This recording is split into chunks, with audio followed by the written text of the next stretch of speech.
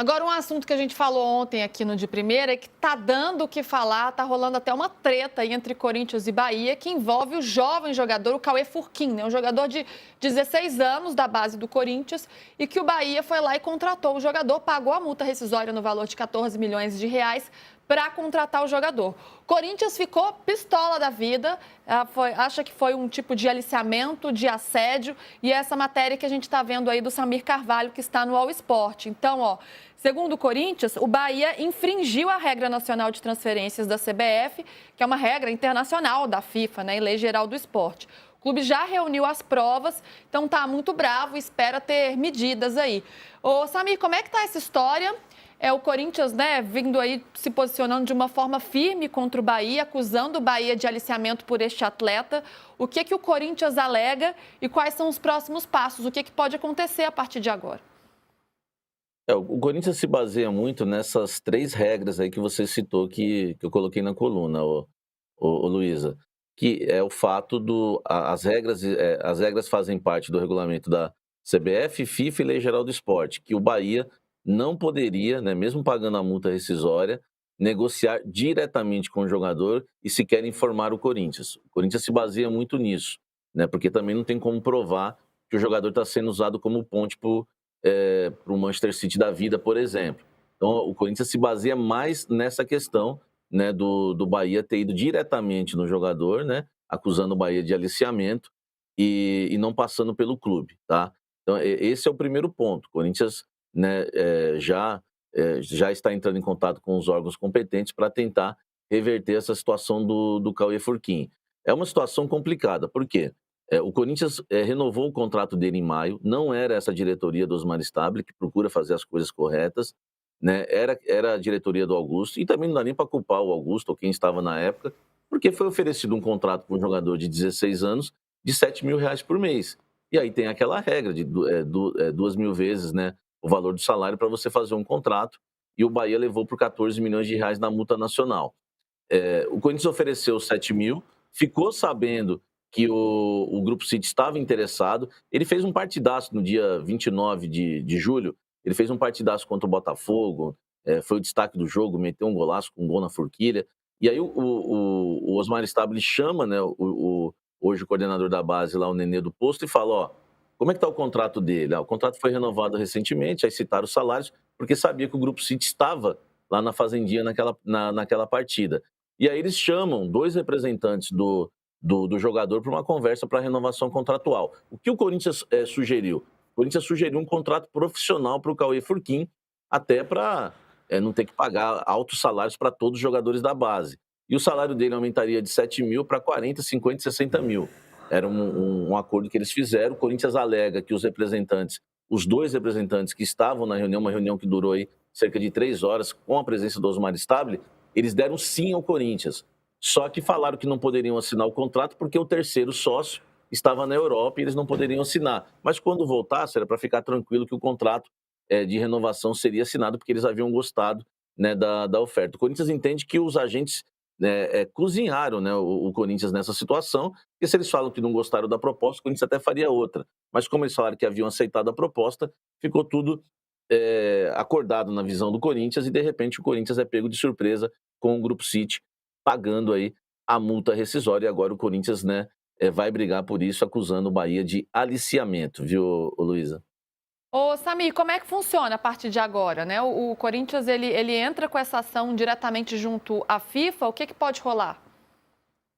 O Corinthians vai entrar na CBF, na FIFA e diretamente, né? Não vai nem. O Corinthians, né, cortou relações, né, com o Bahia, né? Curiosamente, o jogo neste sábado é contra o Bahia. Então, o passo, né, que o Corinthians vai dar vai ser esse, viu, ô Luiz? Agora é a gente aguardar, né, para ver se realmente tudo isso que o Corinthians está colocando tem base mesmo e teremos uma briga entre Corinthians e Bahia na justiça, na FIFA, enfim. Vai longe essa história. PVC, você concorda com o Corinthians? Você acredita que houve aí uma atitude ilícita por parte do Bahia? Como é que você vê essa história ou você entende que o Bahia cumpriu o regulamento e as regras para contratar o atleta? Eu estava ouvindo hoje um pouco de orelhada. Então, assim, o lado do Bahia. O Bahia entende que tem alguma fragilidade jurídica do Corinthians para entender que ele não cometeu nenhuma ilicitude. Mas acho que tem que discutir isso legalmente. O Samir falou uma coisa que eu acho muito importante, não deste caso Corinthians-Bahia, que tem que se resolver se o Corinthians deixou de pagar alguma coisa. Se bem que tem algumas coisas que são muito bizarras, mas são naturais há 30 anos, não é de hoje, né? O Samir acabou de falar, um jogador de 16 anos ganha R$7.000 por mês. E o Osmar Stabile chamou para conversar se ele podia subir o salário para 40 ou 50 mil reais. Se você pensar na realidade do Brasil, o menino de 16 anos ganhar R$7.000 é um absurdo, levando em consideração que pessoas de 50 não ganham 2 mil. Mas é o mercado. É assim que funciona. E ele ganhar 40, 50 mil é a proteção que o Corinthians tem. Se você não subir o salário e a multa para o mercado nacional é de 14 milhões e o Bahia quer pagar, ótimo. Tá tudo certo. Se o Corinthians cometeu algum deslize em pagamento de fundo de garantia ou de algum pagamento anterior, que é o que o Bahia pode se basear, o Bahia está no valor dele. Acho, como eu disse ontem, que o melhor cenário seria dizer, o Corinthians é o seguinte, eu vou contratar teu jogador. Vou fazer uma proposta e avisar e no diálogo você resolve o problema e não cria esse atrito diplomático. Mas o que o Samir falou que é mais importante, eu não tinha pensado nisso, e é uma dessas questões desses acordos multiclubes, é que se é um multiclube, ele não pode pagar a multa nacional. Ou seja, o Bahia tem que ter a FIFA tem que ter uma atenção para isso, porque se a multa para o Bahia contratar um jogador do Corinthians é de 14 milhões, mas para o Paris Saint-Germain contratar o jogador é de 140 milhões, o Grupo City tem que pagar 140 milhões e não 14. Entendeu? Essa é uma sutileza da legislação que tem que ser atacada rapidamente. E são questões que vão surgir cada vez em número maior nesses novos modelos de negócio que a gente tem no futebol. Se você está discutindo que o jogador mais caro da história do Botafogo é um jogador vendido pelo Nottingham Forest para o Botafogo por um acordo paralelo entre John Textor e Evangelos Marinakis, como é que você não vai perceber que tem acontecido uma série de motivações? Nos anos 90 tinha outro tipo de coisa, tinha Parmalat, né? O Alex saía do Palmeiras para o Parma e não jogava no Parma, ia para outro lugar e o dinheiro ia para algum lugar, ok. Também tinha, mas tem um refinamento disso, que é o acordo multiclube. O Bahia é um clube do Grupo City.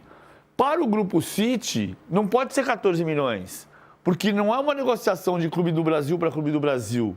É de um clube do Brasil para um grupo multinacional.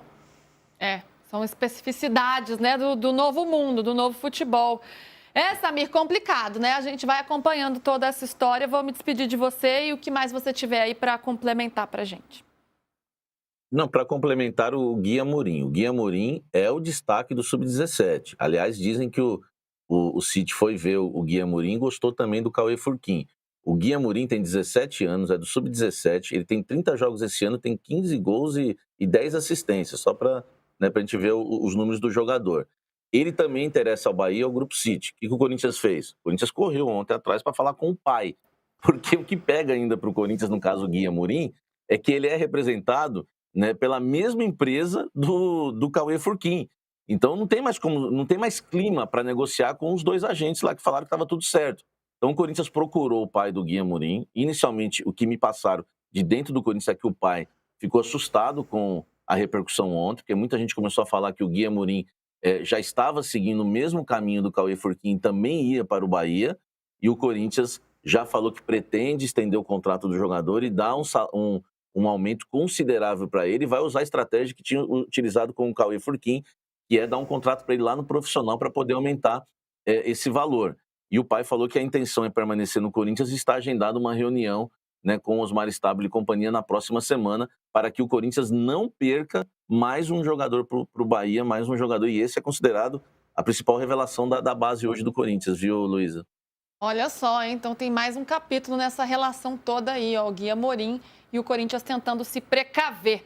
Samir Carvalho, muito obrigada, meu amigo. Bora sextar agora. Você vai ter certeza que você ainda vai trabalhar bastante, mas bom fim de semana. Tem a live do Corinthians aqui no UOL. Começa daqui a pouco, às 16 horas. Opa, então vocês já emendam aqui, hein, Bom, gente? Acabando de primeira, já segue aí. Diga, PVC. O jogo de amanhã é perigoso para o Corinthians. O Corinthians tem o interesse de ganhar a Copa do Brasil, mas está em 13º lugar no Brasileirão.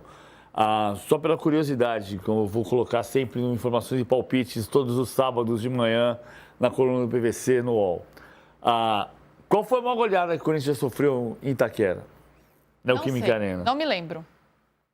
Foi aquela do Mano Menezes, do Bahia? PVC em 2023, foi Bahia em 2023 e foi 5-0? 5-1. 5-1. Foi a última rodada?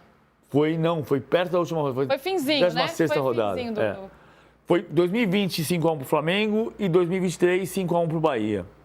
E o Corinthians jogou 6 vezes contra o Bahia na Neoquímica Arena, chamando a Arena Corinthians, ou chamando a Neoquímica Arena. O Corinthians jogou 6 vezes contra o Bahia em Itaquera, ganhou 4, empatou 1 e perdeu 1. Mas essa 1 foi a maior goleada da história do Corinthians em Itaquera.